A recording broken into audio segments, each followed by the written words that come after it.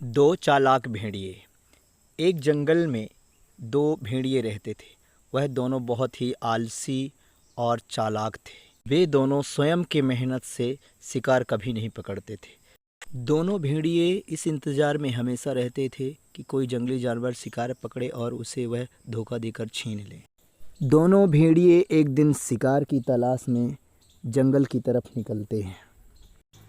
उस दिन दोपहर का समय था।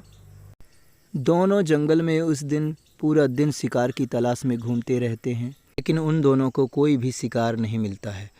दोनों बहुत भूखे होते हैं और पूरा दिन जंगल में घूमने के कारण उन दोनों को बहुत ज़ोर से प्यास लगती है। वहीं पास में एक नदी थी। पानी पीने के लिए नदी में जाते हैं तो देखते हैं कि वहाँ एक चीता पानी पी रहे हिरण का शिकार करने के लिए उसके पीछे खड़ा था। दोनों भेड़िए पास में लगे एक पेड़ के पास जाकर छिप जाते हैं।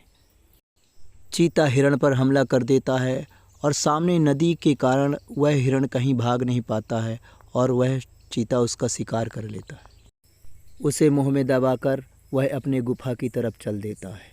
तभी दोनों भेड़िए उसके पीछे पीछे चलने लगते हैं। दोनों भेड़िए मन ही मन बहुत प्रसन्न हो रहे थे कि आज हमको शायद इस चीता का भोजन हमें मिल जाए। और दोनों भेड़िए चीता के पीछे पीछे उसकी गुफा तक पहुंच जाते हैं। चीता उस हिरण को लेकर अपनी गुफा में जैसे ही पहुंचता है, दोनों भेड़िए पीछे से आवाज़ लगाते हैं और यह सुनकर चीता उस हिरण को गुफा के सामने रखकर कहता है, बोलो क्या बात है।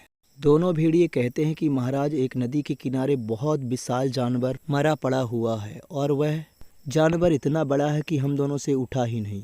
हमने सोचा क्यों ना आपसे बताया जाए। चीता इतना सुनकर कहता है, चलो देखता हूँ। चीता आगे आगे और दोनों भेड़िए पीछे पीछे चल रहे थे। दोनों भेड़िए कहते हैं, महाराज हमें जल्दी चलना चाहिए, नहीं तो कोई दूसरा जानवर उसे ले जा सकता है।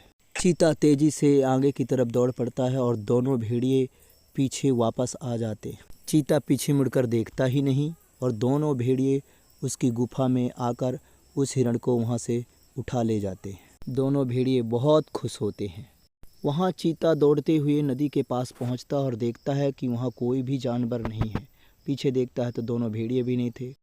यहाँ दोनों भेड़िया भागते हुए उस हिरण को लेकर अपने घर आ जाते हैं और मिलकर उस हिरण को खा जाते हैं। चीता को उन दोनों भेड़ियों पर शक होता है और वह अपने गुफा की तरफ भागता है और दौड़ते हुए जैसे ही गुफा के पास पहुंचा तो देखता है कि वहां उसका शिकार नहीं है। चीता को अपनी गलती का एहसास होता है और कहता है कि मुझे उन दोनों भेड़ियों पर विश्वास नहीं करना चाहिए था। मित्रों, इस कहानी का उद्देश्य धोखाधड़ी से बचना है। मित्रों, अगर यह कहानी आपको पसंद आई है तो प्लीज़ मेरे चैनल को लाइक और सब्सक्राइब ज़रूर करें। Thanks for watching the video.